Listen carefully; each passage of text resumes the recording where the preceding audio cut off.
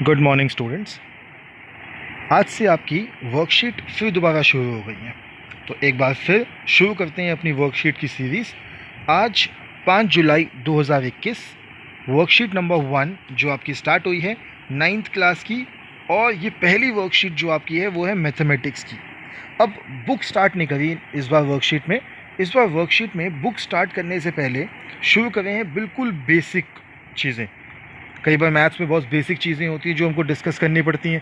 जैसे आप मार्केट जाते हैं, कुछ फल खरीदते हैं, कुछ सब्जियां खरीदते हैं, तो यहाँ पर भी कुछ ऐसी ही चीज़ों को समझाने की कोशिश की गई है। तो स्टूडेंट्स विल प्रैक्टिस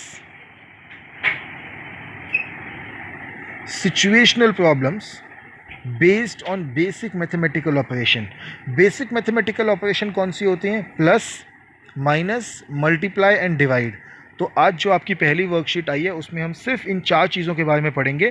प्लस के बारे में, माइनस के बारे में, मल्टीप्लाई के बारे में और डिवाइड के बारे में। तो आपको सिचुएशन समझाते हैं, किस सिचुएशन में प्लस लगता है, किस सिचुएशन में माइनस, किस में मल्टीप्लाई और किस में डिवाइड। ये पहला क्वेश्चन है जिसमें वो कहता है कि रानी हैज़ 452 रुपीज़। रानी के पास 452 रुपये थे। अब 452 रुपये थे तो उससे क्या हुआ? Her father gives her rupees 289 मोर, और रानी के पिताजी ने उसको 289 रुपीज़ और दे दिए। अब उसके पास टोटल कितने हो गए? ये बिल्कुल वही बात हो गई कि आपके पास 10 रुपये थे, आपके पिताजी ने आपको 10 रुपये और दे दिए, तो 10 और 10 मिलके हो गए 20। बट यहाँ पे रानी के पास रुपये थोड़ा ज़्यादा हैं। उसके पास 452 रुपये थे और उसके पिताजी ने उसको 289 और दे दिए। तो हमने 452 और 289 को ऐड किया और हमारा टोटल आ गया 741। तो अब रानी के पास टोटल कितने पैसे हो गए? 741 रुपये। दूसरा क्वेश्चन है कि Ronit has 712 rupees, his brother takes 289, how many rupees does he have? अब रोनित के पास 712 रुपये हैं। रोनित के भाई ने उससे 289 रुपीज़ ले लिए। तो अगर रोनित के भाई ने उससे रुपए ले लिए तो 289 क्या होगा? 289 होगा माइनस। तो यहाँ पर हमने किया 712 में से 289 माइनस, और हमारा आंसर आया 423। यानी कि रोनित के पास अब जो पैसे बचे वो हैं 423 रुपये। तो जब भी कोई चीज़ आती है हमारे पास तो हम उसको करते हैं जमा, ऐड। जब भी कोई चीज़ हमारे पास से जाती है तो हम उसे करते हैं सबट्रैक्ट। तो अगला प्रश्न देखते हैं। अगला क्वेश्चन है, there are 49 children in a park and each one has 13 ball. तो एक पार्क है जिसमें 49 बच्चे हैं और हर बच्चे के पास 13 बॉल है। तो वो कह रहा है कि टोटल कितनी बॉल होंगी? तो हमने बोला भाई एक बच्चे के पास 13 बॉल है और टोटल बच्चे हैं हमारे पास 49। तो 13 को अगर 49 से गुणा कर दिया जाएगा तो हमारा उत्तर आ जाएगा। तो यहाँ पर 49 को 13 से गुणा किया गया, जिसका आंसर आया 637। तो यानी कि टोटल जो बॉल हैं बच्चों के पास, सारे बच्चों के पास मिला के पार्क में 637 बॉल्स हैं। अगला क्वेश्चन देखते हैं। तो चौथा क्वेश्चन है कि देयर आर 1014 एप्पल्स, 1014 सेब हैं। Sonu wants to arrange them in 3 equal rows. तो वो उनको 3 लाइनों में रखना चाहता है। तो अब वो 3 लाइनों में कैसे रख सकता है? तो 3 लाइनों में रखने का मतलब है कि सोनू के पास जितने भी एप्पल हैं ऐसे वो इनको एक इस लाइन में, फिर एक इस लाइन में, फिर एक इस लाइन में, फिर दोबारा एक इस लाइन में, एक इस लाइन में, एक इस लाइन में, फिर दोबारा एक इस लाइन में, एक इस लाइन में, एक इस लाइन में, इस तरीके से उनको अरेंज करना चाहता है। तो टोटल उसके पास कितनी लाइनें बनेंगी ये निकालने का तरीका है कि हमने 1014 को 3 से डिवाइड कर दिया, और जब हमने ऐसा किया तो हमारा आंसर आया 338, जिससे हमें पता लग गया कि टोटल जो लाइनें हैं वो होंगी 338 लाइनें। चलिए प्रैक्टिस क्वेश्चन देख लेते हैं आज की वर्कशीट के।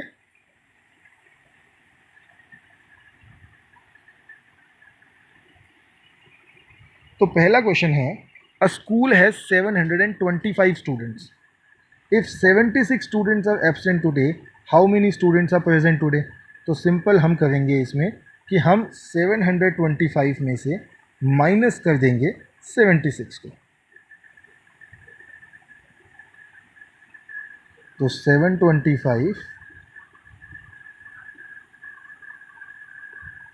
माइनस 76, तो आपका आंसर आ जाएगा 649 स्टूडेंट्स। तो उस दिन स्कूल में 649 स्टूडेंट प्रेजेंट हैं। चलिए, अब दूसरा क्वेश्चन है कि in a school 24 students are absent. तो एब्सेंट स्टूडेंट्स कितने हैं? एब्सेंट हैं जी 24, और 726 स्टूडेंट्स जो हैं वो प्रेजेंट हैं, और प्रेजेंट जो हैं वो हैं 726। अब आगे वो हमसे पूछते हैं कि find the total number of student in the school. तो अगर मैं एब्सेंट को प्रेजेंट में ऐड कर दूं तो टोटल आ जाएगा मेरे पास, यानी कि एब्सेंट हैं 24 प्लस प्रेजेंट हैं 726, और 726 और 24 को ऐड करेंगे तो आपका आंसर आ जाएगा 750। यानी कि स्कूल में टोटल कितने बच्चे हैं? 750 बच्चे। चलिए तीसरा क्वेश्चन देखते हैं। लता हैज़ 309 टॉय कार्स। तो लता के पास 309 टॉय कार्स हैं, and Raghu has 174 toy cars, और रघु के पास 174 टॉय कार्स हैं। How many toy cars do they have total? तो बेटा लता के पास हैं 309, और रघु के पास हैं 174। तो टोटल कितनी हो जाएंगी? टोटल हो जाएंगी लता प्लस रघु, लता प्लस रघु यानी कि 309 प्लस 174, तो आपका आंसर आ गया 483। तो टोटल कार जो है वो 483 हैं। चलिए आगे बढ़ते हैं, अगला क्वेश्चन देखते हैं। फोर्थ क्वेश्चन है, in an exam Ali gets 421 marks. तो कोई एग्ज़ाम था जिसमें अली के 421 मार्क्स आए, और मनी गेट्स 331, और मनी जो थी उसके 331 मार्क्स आए। How many more marks does Ali have over money? यानी कि अली के मनी से कितने ज़्यादा नंबर आए? तो अली के कितने नंबर आए थे? अली के थे 421, और मनी के कितने थे? मनी के थे 331। अब अली के मनी से कितना ज़्यादा है ये निकालने के लिए हमें इसे माइनस करना पड़ेगा। इन दोनों को माइनस करते हैं तो 1 में से 1 गया 0, 42 में से अगर 33 माइनस करोगे तो आंसर आ जाएगा 90। यानी अली के मनी से 90 नंबर ज़्यादा हैं। अगला क्वेश्चन देखते हैं। Munni has 3 times as many flowers as Chunni has. तो मुन्नी के पास चुन्नी के मुकाबले 3 टाइम्स फ्लावर्स हैं। If Chunni has 8 flowers then how many flowers does Munni have? तो मैं कहता हूँ कि चुन्नी के पास जो फ्लावर्स हैं, जो फ्लावर्स चुन्नी के पास हैं, मुन्नी के पास उसके 3 टाइम्स हैं। तो हमारे को पता है कि चुन्नी के पास तो 8 हैं, और मुन्नी के पास कितने हैं? क्वेश्चन में मुन्नी के पास उन्होंने लिखा कि मुन्नी के पास उतने हैं जितने चुन्नी के पास हैं उसके 3 गुना। तो यानी कि अगर मैं चुन्नी के फ्लावर्स को 3 से मल्टीप्लाई कर दूंगा तो मुन्नी के आ जाएंगे। तो ये हो जाएगा 3, चुन्नी के पास थे 8, 8 3 ज़ा 24, यानी कि मुन्नी के पास 24 फ्लावर्स हैं, 24 फूल। चलिए आगे बढ़ते हैं फिर। अगला क्वेश्चन है, a dress is made in 3 different sizes and 4 different colours. एक ड्रेस है जिसकी 3 साइज़ हैं और 4 कलर हैं। Find the total number of such dresses. तो 3 साइज़ हैं और हर साइज़ के 4 कलर हैं।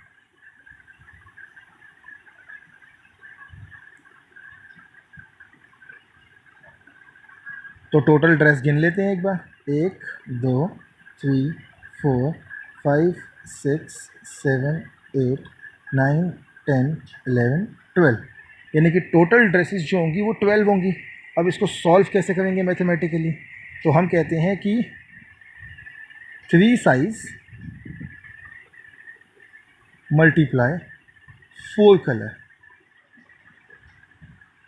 तो टोटल हो गया 4 3 ज़ा 12 ड्रेसेस। इतनी ड्रेस टोटल होंगी। अगला क्वेश्चन देखते हैं।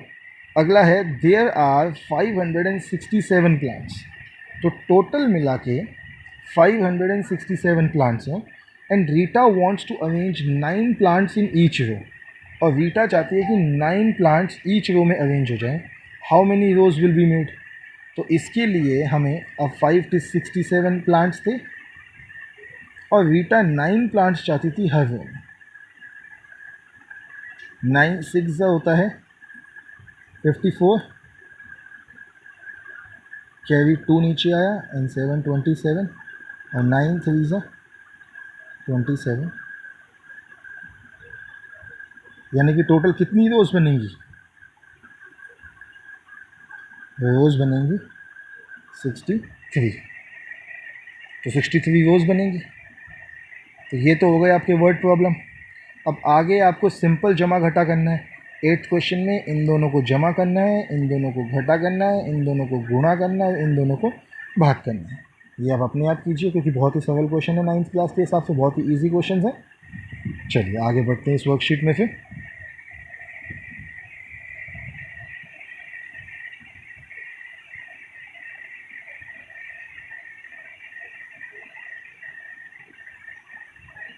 आगे है आपके पास बोर्ड मास। बोर्ड मास क्या होता है? बोर्ड मास होता है, बोर्ड मास की एक फुल फॉर्म है। बी का मतलब bracket of divide multiply addition subtraction. कहने का मतलब ये है कि सबसे पहले जो ब्रैकेट के अंदर होगा उसको सॉल्व किया जाएगा, उसके बाद किया जाएगा डिवीजन, फिर मल्टीप्लिकेशन, फिर एडिशन, और लास्ट में किया जाएगा सब्ट्रैक्शन। जैसे ये क्वेश्चन था, अब इस क्वेश्चन में सबसे पहले क्या किया? सबसे पहले सॉल्व किया, 2 + 3 के ब्रैकेट को आंसर आया 5।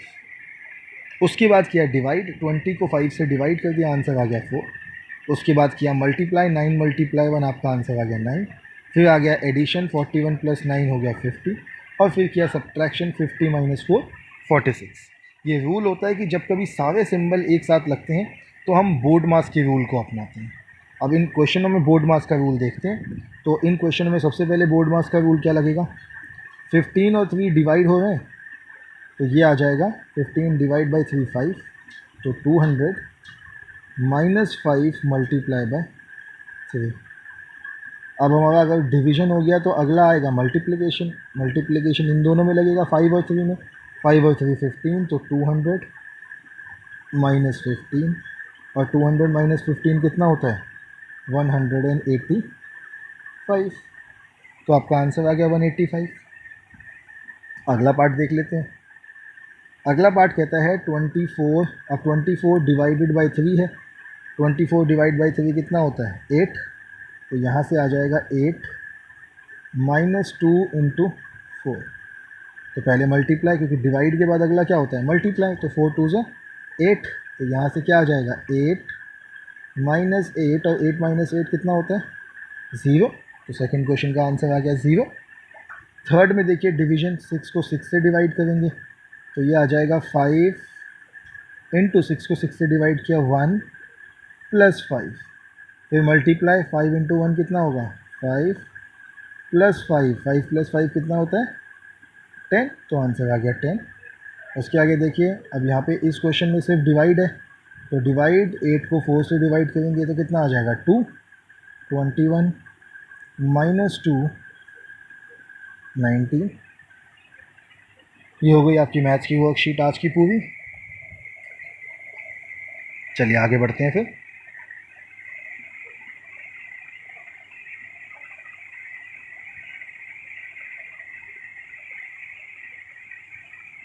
अगली आपकी हिंदी की वर्कशीट है जो कि गद्यांश के ऊपर है, तो पढ़ लेते हैं। निम्नलिखित गद्यांश को पढ़कर पूछे गए प्रश्नों के उत्तर दीजिए। अब गद्यांश महात्मा गांधी के ऊपर है। गद्यांश कहता है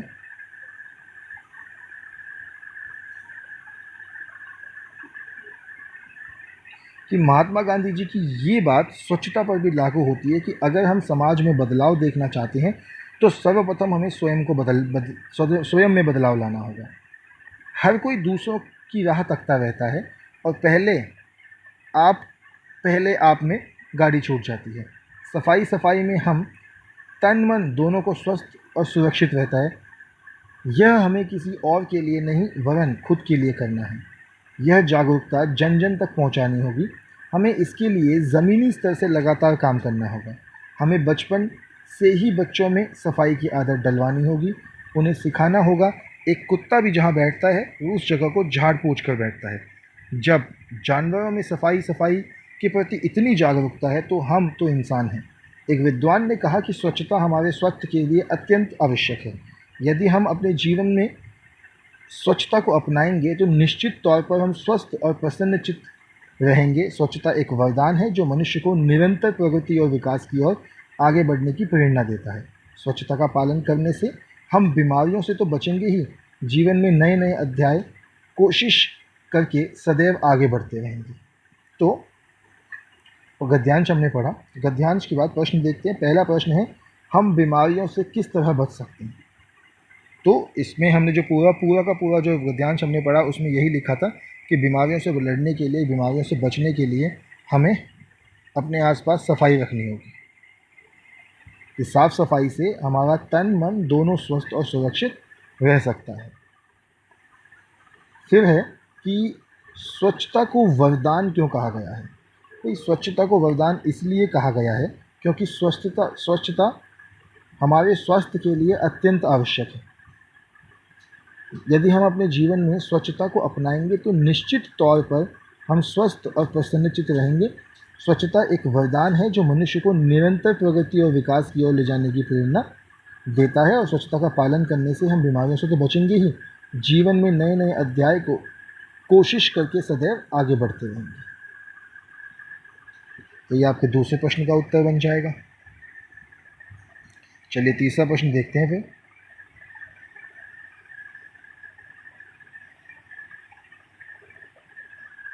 प्रश्न है कि हम किस प्रकार सही चुनाव करके सफलता की ओर प्राप्त कर सकते हैं। तो इसका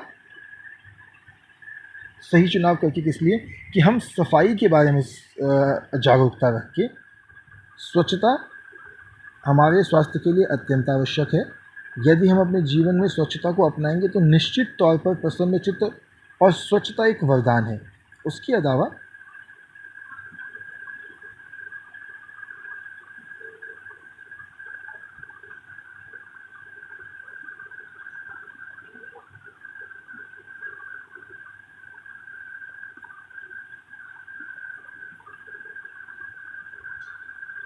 साफ सफाई से हमारा तन मन दोनों स्वस्थ और सुरक्षित रहता है। यह हमें किसी और के लिए नहीं वरन खुद के लिए करना होगा। अगला प्रश्न देखते हैं।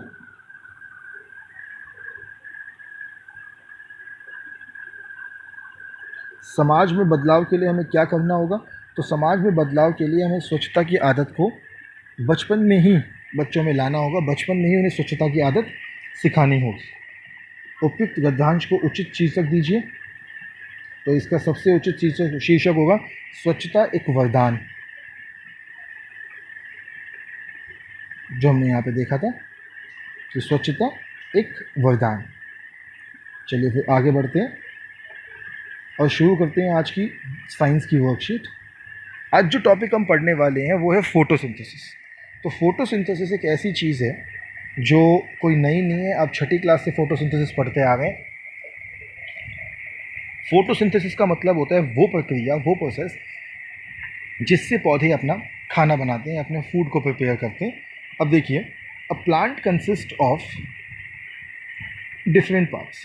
The part of plant above ground is called shoot system. This includes root, branches, leaves, flower and bud.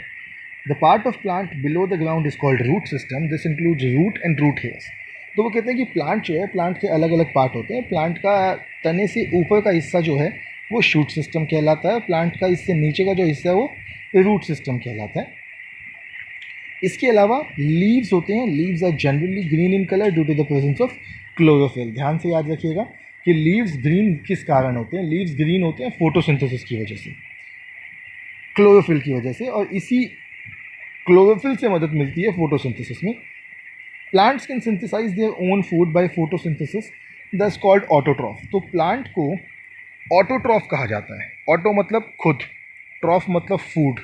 Autotroph मतलब ऐसे प्लांट जो अपना खाना खुद बनाते हैं, या ऐसे ऐसे ऑर्गेनिजम्स, ऐसे लिविंग ऑर्गेनिज्म जो अपना खाना खुद बनाते हैं, और ऐसे लिविंग ऑर्गेनिज्म होते हैं plant. Animal depend on plant for their food and दस आर कॉल्ड हेटरोट्रॉफ।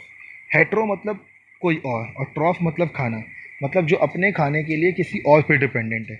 और अपने खाने के लिए किसी और पे डिपेंडेंट कौन होता है? हम अपने खाने के लिए किसी और पे, दूसरे जानवरों पे डिपेंडेंट होते हैं। आगे है हमारे पास फोटोसिंथेसिस। अब फोटोसिंथेसिस क्या है? फोटोसिंथेसिस एक ऐसा प्रोसेस है जिस प्रोसेस से प्लांट्स अपना खाना बनाते हैं। During photosynthesis, chlorophyll containing cell of leaves in the presence of sunlight use carbon dioxide from air, water from soil and synthesise carbohydrates and release oxygen in air. तो ये process है जिसमें carbohydrate use होते हैं, chlorophyll use होता है। Chlorophyll use करके carbohydrate बनाया जाता है। जो पेड़ होते हैं वो सनलाइट, कार्बन डाइऑक्साइड, क्लोरोफिल और वाटर, इन चार चीज़ों को यूज़ करके फूड बनाते हैं। बिल्कुल केमिकल रिएक्शन लिखी है आपके सामने। Carbon dioxide, water, carbohydrate, oxygen, और ये सब होता है सनलाइट और क्लोरोफिल के प्रेजेंस में। आगे बढ़ते हैं। फिर आता है स्टोमेटा। तो stomata are tiny pores present on the leaves that helps in the exchange of gases. तो स्टोमेटा क्या होता है? स्टोमेटा बहुत छोटे छोटे छेद होते हैं जो पत्तों पे होती हैं, और ये किस में काम करते हैं? ये एक्सचेंज ऑफ गैसेस में हेल्प करते हैं, ट्रांसपीरेशन में हेल्प करते हैं। ट्रांसपीरेशन मतलब पत्तों का निकलना। इसके अलावा उन्होंने एक चीज़ लिखी है इस वर्कशीट में कि फंजाई और organisms which takes the nutrients from dead and decaying matter thus are called saprotrophs. तो फंजाई जो है, फंगस जो है, वो मरने वाले ऑर्गेनिजम्स में से न्यूट्रिशन ले लेती है, और डेड एंड डिकेइंग जो ऑर्गेनिजम्स होते हैं उनसे न्यूट्रिशन ले लेती है, इसीलिए उनको सेप्रोट्रॉफ कहा जाता है। सेप्रो मतलब जो डेड एंड डिकेइंग से न्यूट्रिशन है। चलिए क्वेश्चन देख लेते हैं जो नीचे लिखे हैं। तो पहला क्वेश्चन है, why plant leaves are green in colour. तो प्लांट की जो लीव्स होते हैं वो ग्रीन क्यों होते हैं? It is because of chlorophyll.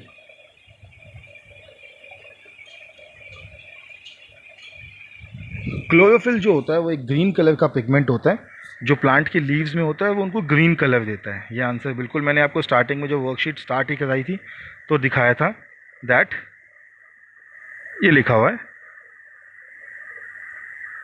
Leaves are generally green in colour due to the presence of chlorophyll. तो लीव्स में क्लोरोफिल होता है इसीलिए वो ग्रीन होते हैं। अगला क्वेश्चन देखते हैं।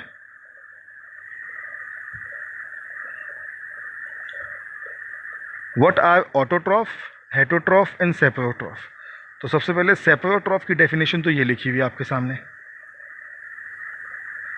जो फंगस होती है उसको हम सेप्रोट्रॉफ कहते हैं क्योंकि वो डेड एंड डिकेइंग ऑर्गेनिज्म पे फीड करती है। सेप्रोट्रॉफ के अलावा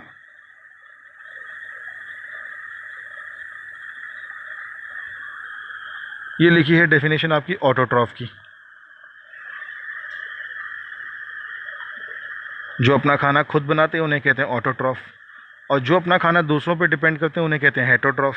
तो ये हो गया हेटरोट्रॉफ की डेफिनेशन, ये ऑटोट्रॉफ की डेफिनेशन। चलिए आगे बढ़ते हैं फिर।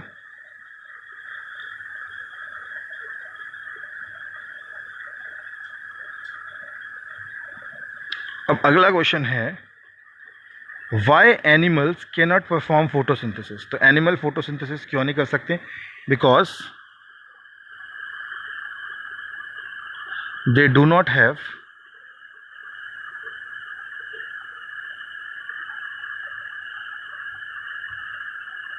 क्लोरोफिल। क्योंकि उनके पास क्लोरोफिल नहीं होता इसीलिए वो फूड नहीं बना सकते अपना अपने आप। क्लोरोफिल बहुत इंपॉर्टेंट है जो प्लांट्स में हेल्प करता है फूड बनाने में। लास्ट क्वेश्चन है, what is photosynthesis, explain with example, explain with diagram. तो फोटोसिंथेसिस समझ लेते हैं एक बार।